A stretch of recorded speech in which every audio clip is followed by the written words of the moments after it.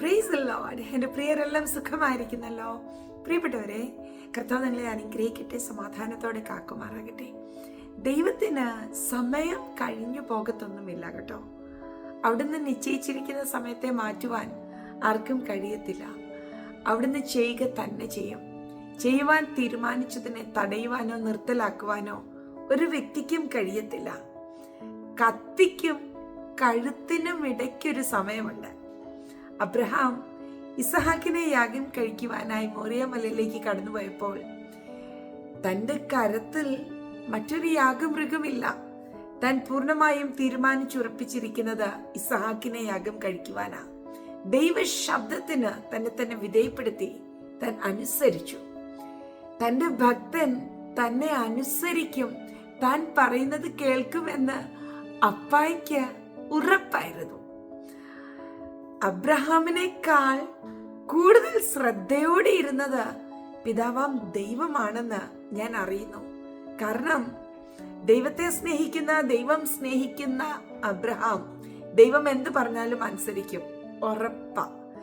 ദൈവം പറഞ്ഞു അബ്രഹാമിനോട് ഇസഹാക്കിനെ യാഗം കഴിക്കുവാൻ. ഇസഹാക്കിനെ യാഗം കഴിക്കുക തന്നെ ചെയ്യുമെന്ന് അപ്പായിക്കറിയാം. അപ്പ അതുകൊണ്ട് വളരെ ശ്രദ്ധിച്ചിരിക്കുകയാ. ഏത് നിമിഷവും എന്തും സംഭവിക്കാം. എന്നാൽ സംഭവിക്കാതിരിക്കേണ്ടതിന്, അവിടെ ഇസഹാക്കിനെ നഷ്ടപ്പെടാതിരിക്കേണ്ടതിന് പിതാവാം ദൈവം വളരെ അലേർട്ടായിരുന്നു. കത്തിക്കും കഴുത്തിനും ഇടയ്ക്കുള്ളൊരു സമയം. Praise God.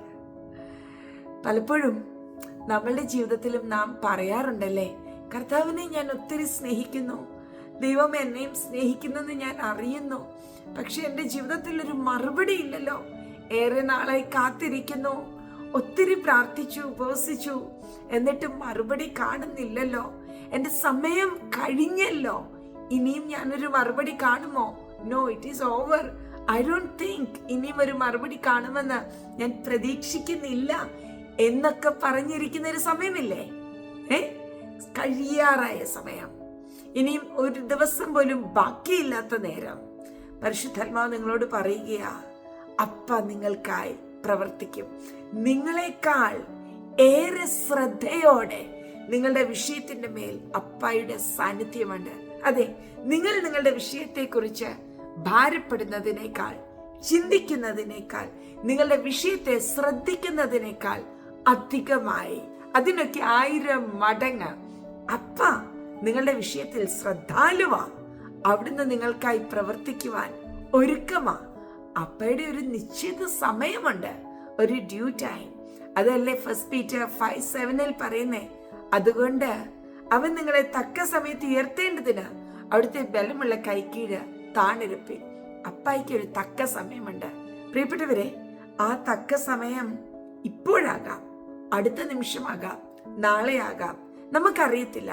പക്ഷേ നമ്മളുടെ ഉത്തരവാദിത്തം ക്ഷമയോടെ കാത്തിരിക്കുക, താണിരിക്കുക. വെപ്രാളം ഒന്നും പിടിക്കണ്ട, പരിഭവപ്പെടണ്ട.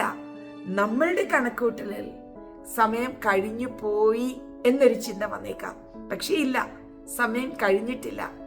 ആ ഡ്യൂ ടൈമിൽ നമ്മൾക്ക് സമയം കഴിഞ്ഞു എന്ന് തോന്നുന്ന നിമിഷത്തിൽ അപ്പയുടെ കരം ചലിക്കും, സ്വർഗം തുറക്കും, പിതാവാം ദൈവം അവിടെ നിന്ന് എഴുന്നേൽക്കും, നിങ്ങൾക്കായി ചില വിഷയങ്ങളുടെ മേൽ ചലനം കൽപ്പിക്കും. പ്രാർത്ഥിക്കുക. പരിശുദ്ധ പിതാവേ, താങ്ക് യു അപ്പാ. പ്രതീക്ഷ നഷ്ടപ്പെടുമ്പോൾ, ഇനിയും ഒരു വഴിയും കാണുന്നില്ല എന്ന് തോന്നുന്ന നിമിഷം കർത്താവിന്റെ കരം അത്യത്ഭുതമായി ചലിക്കുന്നതിനായി നന്ദി. അങ്ങയുടെ വഴികൾ, അങ്ങയുടെ പദ്ധതികൾ, അങ്ങയ്ക്ക് ഞങ്ങളെക്കുറിച്ചുള്ള വിചാരങ്ങൾ, ചിന്തകൾ, അങ്ങയ്ക്ക് ഞങ്ങളുടെ മേലുള്ള ശ്രദ്ധ, അവയൊക്കെ എത്ര വലുതാ. ഞങ്ങൾ അതിനായി സ്തുതിക്കുന്നു, അങ്ങയെ സ്തോത്രം ചെയ്യുന്നു. എൻ്റെ പ്രിയരെയെല്ലാം ഞാൻ ബ്ലസ് ചെയ്യുന്നു. ഒരു ഉറപ്പോടെയും ധൈര്യത്തോടെയും ആയിരിക്കട്ടെ. ഞങ്ങൾ അങ്ങയെ സ്നേഹിക്കുന്നു. മഹത്വ അപ്പായിക്ക് യേശുവിൻ നാമത്തിൽ തന്നെ. ആമേൻ. Bless you.